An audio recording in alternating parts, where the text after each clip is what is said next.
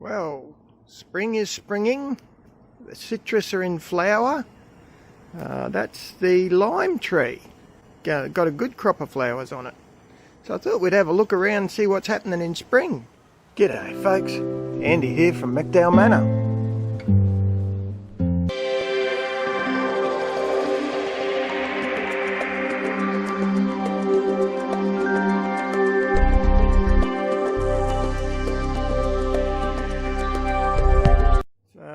The lemonade has flowered, and you can probably see it's forming lemonades now. Still some flowers on it, lots of new growth. Lemon's not doing much. Fig's starting to shoot back, which is good. I do have quite a few peaches on my tropical peach, which were in flowers, so we're very excited. You can see up behind the red papaya. Producing a lot of fruit for Rosie now. That's great. See, this is a Pipsqueak Orange. One of our big hardware chains went broke over here, and I got some stuff like this Pipsqueak Orange really quite cheaply. I got one orange off it only a couple of weeks ago, in fact, but you can see it's covered in buds and a lot of new growth. So I'm hoping we do well with oranges. I've got tomato seedlings in. We're starting to get more sun on this side of the yard now that winter's passing. You can see the guava in the grow bag is really seems to be doing very well.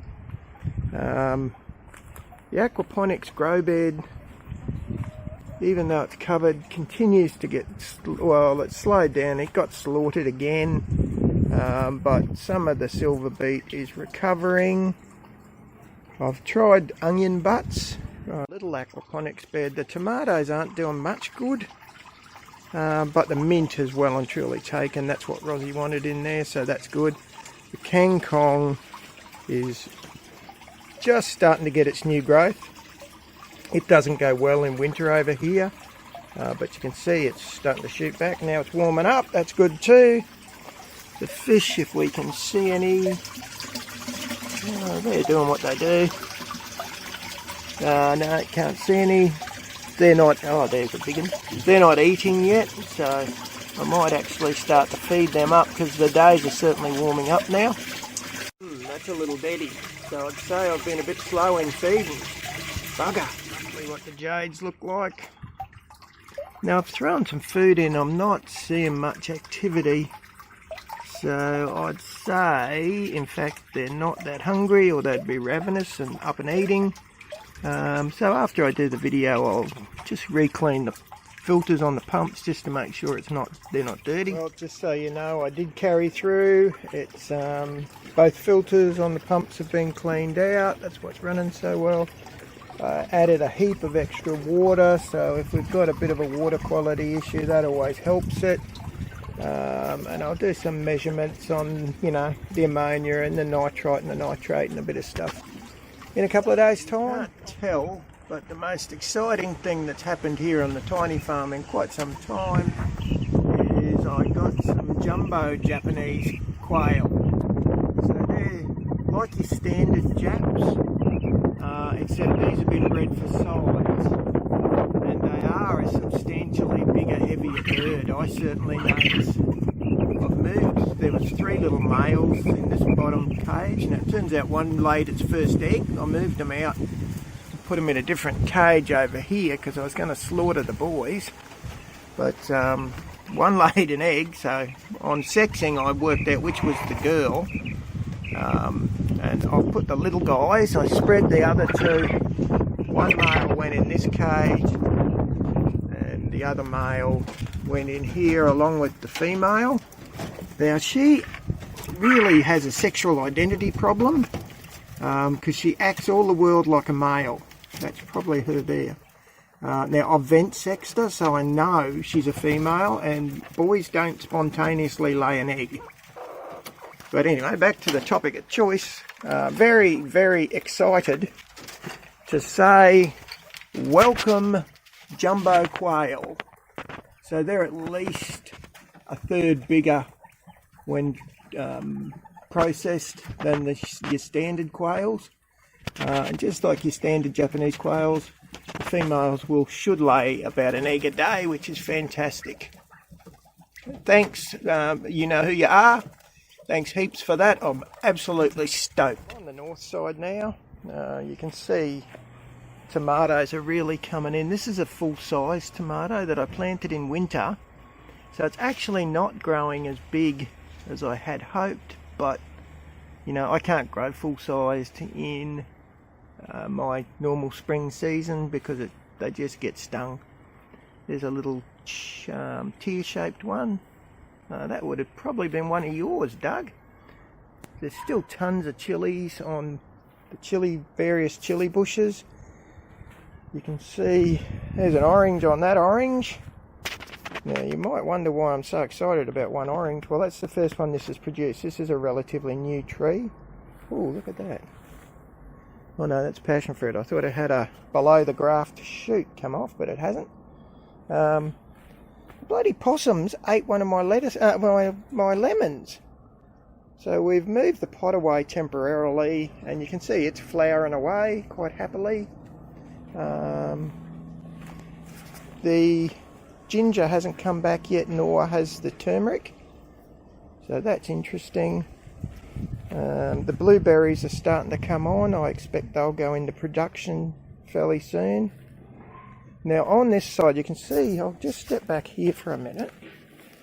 Those warrigal greens are doing really well, Dave. I eat quite a lot of them now. You can see it's a motley collection of pots.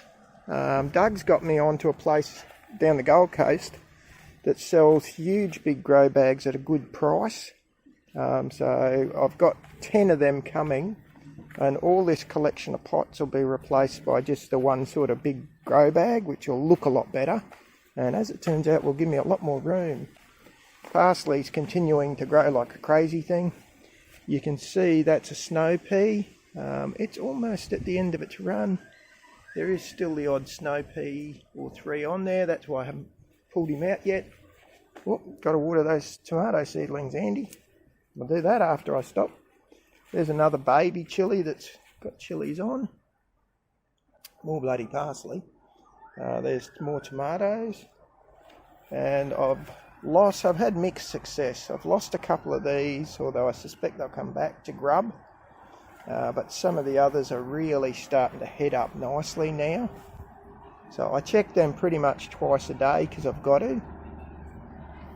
Now I have a cunning plan about building a shade structure over this entire bed. Only it'll be a netted structure, so it will provide a bit of shade in summer, but it will also keep the insects out, which would be very, very handy. As per normal, every time I look, there's a million Madagascar beans got to be picked. Geez, it's a producer feed income. If you can get them in your part of the world, I really recommend you get one. That's walking leeks. They seem to have taken now. I'm very happy about that. Bit of silver beet. The only other big news, I won't bother showing you everything, is that we're taking out the pomegranate that was here that never really did much good, and we're going to replace it. There's a Japoticaba gone in there, and we'll put that lemon that I showed you before, the possum ate, he'll go in here. You can see the buckets are doing okay. Still haven't got round to fixing up your yam, Doug, and I noticed there's a tomato growing in there. Actually, maybe your yam might have been the one up on the top here. So I'll get onto that. That's sweet potato, and that's more cherry tomatoes that got demolished by Mr. Possum. Alright, well that's a quick look around in spring.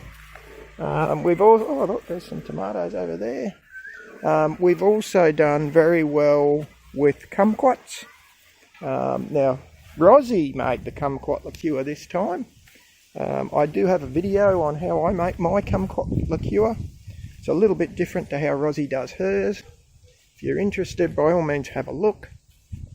So if you like this kind of self-sufficient lifestyle videos, feel free to subscribe. I'd be more than happy. I do try to answer every post, everything that people say in the comments, because I do love your comments.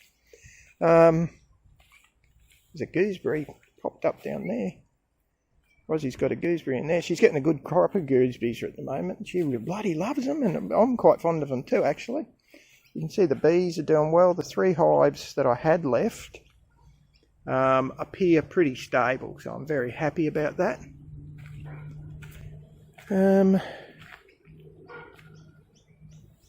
I've just brought you over before I go just to show you the kumquats. There's still some on some of the trees, and the bloody one on the end's gone back into flower, which is a bit amazing. Oh, in the front yard, I'll go and show you the front yard just briefly. Mulberry, it's a bit difficult to see, I know, but he's actually got quite a few mulberries on him. I'm actually going to move him into the grow bag because he's never really done any good out here. The pigeon pea has produced a crop, and I've harvested that tree. It's gone back into flower, and the tree beside it I haven't harvested yet. And so the last thing I'll show you shortly is what they look like when they come out of the pods. I leave the pods dry, that way I don't have to do any work drying the pigeon peas, and I have actually found them in shops over here now dried. So on the footpath I have a little mango tree, and as you can see in the sun, it's actually loaded with flowers, which I'm very happy about. I don't know if it'll set any fruit because it is quite young, but yeah, isn't that great? And I can't quite see what you can see, but there is new growth on my moringa. It died right back in winter, so hopefully it'll come back nicely. I'm just looking, there's a little plant here that looks very familiar. I've got a sneaking suspicion it's something that I'll move, but it is useful. And over here, surely, no, it's not a mango. That's tomato, obviously. See, the thing is now, that's a gooseberry. Things come up in the compost that I use now, which is really wonderful. I'm very happy about it. Look, there's a couple of little tomatoes coming up down there of their own accord, just volunteers. That's a galangal. Lemongrass is doing great. Got that all over the yard now, which is good. Still waiting for that turmeric to spring back here, but you can actually see it poking out of the ground. So it did really quite well. I'm very happy about that too. But alright folks, I'll show you those pigeon peas and then I'll let you go. So looking good. That's that little macadamia nut tree that I've got there. Those pigeon peas I was talking about when they're dried out. That's what comes out of the pods. That's the dried chilies. You can see I have a lot of chili powder. So there's a year's supply at least in there for us, which I'm very happy about. But if you like this kind of self-sufficient living, feel free to subscribe, hit the bell, and you'll be notified whenever I put a new video out. Alright, well you all have a good one, hey? There's the gooseberries, if you haven't seen one. They're called a Cape gooseberry. That peels off, and there's a little round yellow berry in there. Alright folks, you have a good one. Alright.